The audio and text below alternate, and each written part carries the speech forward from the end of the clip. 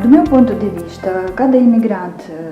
como migra, tem pelo menos 5 grupos de desafios principais. Desafios psicológicos, econômicos, socioculturais, religiosos e jurídico-políticos. O meu objetivo é mesmo verdadeiro dizer e descobrir necessidades mais importantes e dificuldades mais importantes dos imigrantes, levantar essas questões e depois pensar como nós podemos resolver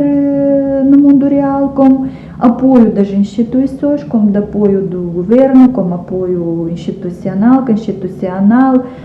legislativo, como apoio dos nossos países maternos, porque essas relações mesmo com países maternos ainda existem muito mais fracos.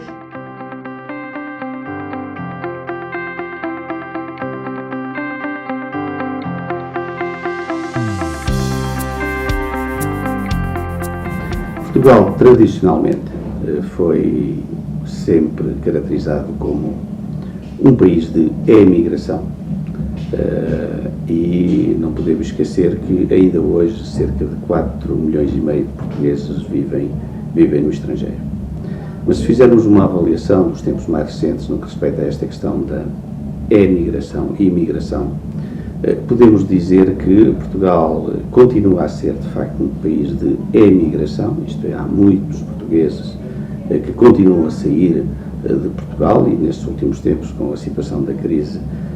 mais se acentuou esta saída,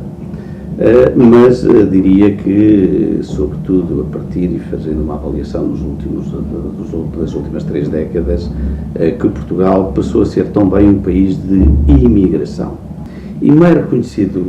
nos parece se olharmos mesmo no relatório do Mirex, num ou noutro fator, ou num ou noutro item que foi avaliado e que me parece que é importante, quando Portugal, por exemplo, aparece como o país que melhor integra dentro dos 30 ao nível do reagrupamento familiar. E, de facto, o reagrupamento familiar tem a ver com a dignidade da própria pessoa, tem a ver com a estabilização do fator família, e isso é fundamental e é um sinal positivo de que as políticas que delineamos e, sobretudo, que me parece mais importante, a arquitetura que foi criada com vicissitudes como todos os sistemas têm, quer dizer, não temos a habilidade de pensar que temos o sistema ideal e perfeito, muitas vezes aquilo, o ótimo é inimigo do bom. Nós queremos ter um bom sistema e penso que conseguimos ter um bom sistema, cientes de uma ou outra deficiência que pode haver, tentamos-la corrigir todos os dias.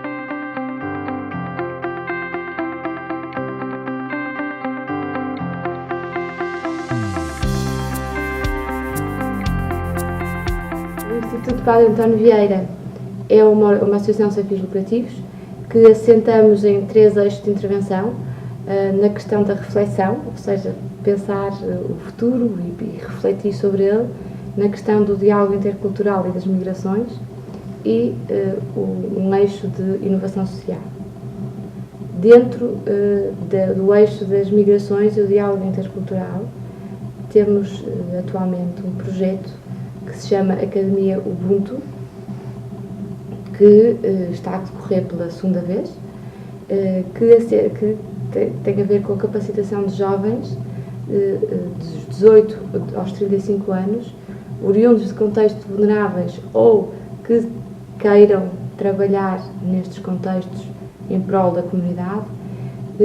que se procura capacitar para a liderança, para um conceito de liderança que é a liderança servidora. E temos vários projetos, temos projetos de cooperação e desenvolvimento na Guiné, temos projetos de guineenses a quererem ir para a Guiné, Moçambique, temos muitos projetos fora de Portugal, portanto muitos dos nossos participantes ubuntu que são imigrantes ou descendentes de imigrantes, o sonho é voltar para os seus países de origem e fazerem projetos comunitários.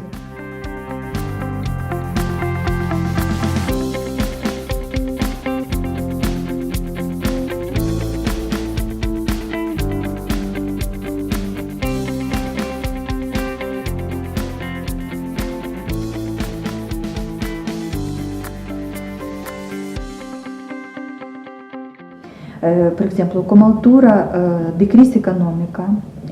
existe muitas linhas, muitas tendências na União Europeia, mesmo daquelas da extrema-direita, e Portugal também tem esses partidos políticos de visão diferente sobre imigrantes, sobre povo nativo, sobre esses conceitos e preconceitos. E com o agravamento da crise financeira, existia muito mais preconceitos sobre os imigrantes, sobre imigração, sobre prostituição, sobre tráfico de seres humanos, sobre explotação sexual e qualquer dos imigrantes, dos vários sexos. E o média muitas vezes deve falar e deve dizer verdadeiramente coisas, mas no agravamento da crise econômica, muitos mídias, para ser vendidos bons, colocavam daqueles anúncios mais violentos do que existia na realidade, e sempre ficam prejudicados mais imigrantes do que foi acontecido o mesmo crime, por isso. Eu diria que, do ponto de vista das normas, do ponto de vista da proteção efetiva dos direitos em termos do quadro jurídico ou constitucional, a situação de crise não afeta. Do ponto de vista prático, da vivência diária, afeta até pela própria condição do cidadão imigrante. Aquele elo de ligação, aquela almofada que nós muitas vezes chamamos do elemento família, das poupanças que temos para fazer face a um momento de crise, normalmente nos cidadãos imigrantes isso não existe. Não existe porquê? Porque normalmente a família está fora, está no país de origem, e as poupanças também foram para o país de origem porque é para fazer face e para dar melhores condições de vida aos familiares que se encontram. Daí que quando há uma situação de crise, e há uma situação, por exemplo, de desemprego inopinado, quer dizer, a almofada que o cidadão nacional costuma ter, o cidadão imigrante normalmente não a tem. E não a tendo, acaba por ser aquele que primeiro começa por sentir na própria pele as consequências da própria crise. E daí desde passar à situação de indigência, à situação de falta de casa, de falta de habitação, é um passo muito curto, é um espaço muito curto. Haver uma reação, ou podermos caracterizar a sociedade portuguesa como uma sociedade que reage negativamente relativamente a quem vem de fora, não é uma característica, não está no nosso ADN. Quer dizer, nós, como disse, há 4,5 milhões de portugueses que vivem no estrangeiro, e nós temos de ter consciência todos os dias, quando nos levantamos e quando nos deitamos, devemos ter presente este elemento, de que de maneira nenhuma nós gostaríamos que os nossos concidadãos que estão fora sejam maltratados. Obviamente, se não queremos isso, também não devemos maltratar, e não maltratamos. Quer dizer, esta não é a tradição. Não quer dizer que não existam casos esporádicos como existem em todas as sociedades. Agora, fazendo uma avaliação global, até pelos próprios, fazendo uma avaliação global, eu faço uma avaliação global muito positiva da sociedade portuguesa no que respeita ao cidadão imigrante, mesmo nesta situação de crise. Nós agora na Europa, não é só em Portugal,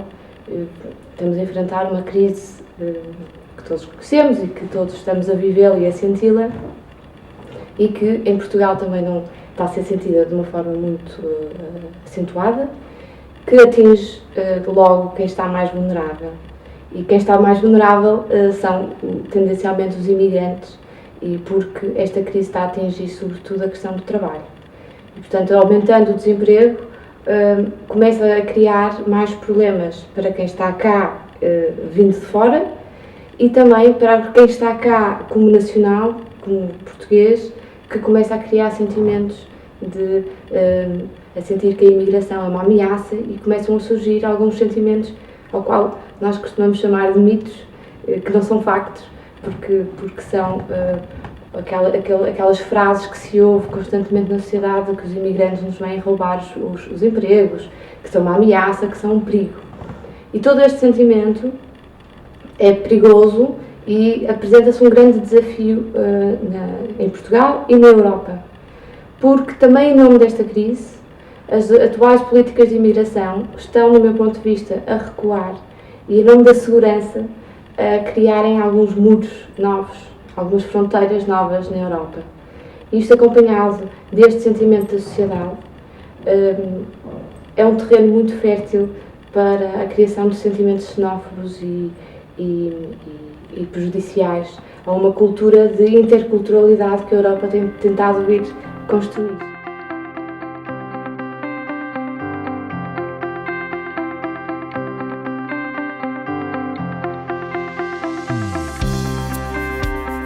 O primeiro, eu acho que podemos mesmo divulgação de boas práticas de cada país, porque cada país tem boas práticas de integração dos imigrantes e já estudos desenvolvidos e já matéria aperfeiçoada e tudo. O segundo momento é mesmo colaboração dos todos os autores, da sociedade, do governo, dos participantes, é mesmo aproveitar democracia participativa com democracia representativa, porque, por exemplo, muito poucos países onde há representantes dos imigrantes ou dos maiores associações dos imigrantes no governo ou nas instituições locais ou nas instituições não governamentais, por isso é mais diversidade, dá a perceber melhor a situação e dá a resolver melhor todos os problemas. E do meu ponto de vista, este fórum pode mesmo manter este espírito de colaboração proativo e sempre entrar em contato com vários países, aproveitar novas possibilidades para aprender, para ensinar, para divulgar as práticas, para participar nos vários reuniões e, tal como tinha experiência muito boa a colaborar no projeto europeu Me in Europe, Europe and Me, aproveitamos 5 países diferentes da União Europeia, focusamos sobre a questão de integração dos imigrantes e deficientes. Nada nos serve ter as melhores políticas do ponto de vista teórico, do ponto de vista legislativo, se o cidadão comum não a sentir. Se o destinatário dessas políticas não sentir a diferença. É que as boas práticas que são feitas por alguns Estados, as boas práticas que são feitas por muitas das associações de imigrantes, por muitas das organizações não governamentais, essas mesmas práticas, se tiverem uma influência direta e se alterarem de facto a vida dos cidadãos, é sobre essas boas práticas que devemos insistir. Mas ao mesmo tempo aproveitarmos estas iniciativas para marcar a diferença, para fazer o clique e saber que num ou noutro aspecto aquilo que nós discutirmos, aquilo que nós pensarmos é realizável, é concretizável e sobretudo vai ter uma influência direta nas pessoas, nos nossos destinatários. Se conseguirmos isto, estou certo que se conseguirá os objetivos que nos propusemos ao realizar este tipo de iniciativas. Agora, como disse, nada disto é fazível se não se envolver a sociedade civil, se as ONGs não estiverem envolvidas nos processos decisórios e, tão importante como os processos decisórios, se não estiverem envolvida na execução dessas mesmas medidas. O Nelson Mandela, para definir o que é Ubuntu, costuma contar a história de uma aldeia. É dizer que numa aldeia, quando chega um estrangeiro, quando chega uma pessoa de fora, toda a gente corre até ele e agarra na mão e dá-lhe de comer, dá-lhe de dormir e cuida dele. E isto é muito a filosofia Ubuntu, muito esta questão de nós, não é? Nós comunidade, portanto quem entra, ou sempre lá esteve, é indiferente, e muito este pormenor de cuidar, não é? Não só de abrir as portas, mas também acolher com alegria e acolher com sentimento e a querer cuidar. Isto parece uma pequena história que sem importância e tecnicamente pouco ausente das migrações, mas o que eu gostava de transmitir aqui é que isto tudo tem a ver com migrações, tudo tem a ver com direitos humanos e tudo tem a ver, sobretudo, com uma das maiores questões que eu acho que se põe nos desafios de hoje, que é o diálogo civilizacional. Se nós não conseguimos provocar o diálogo civilizacional, não conseguimos introduzir a interculturalidade nas nossas sociedades.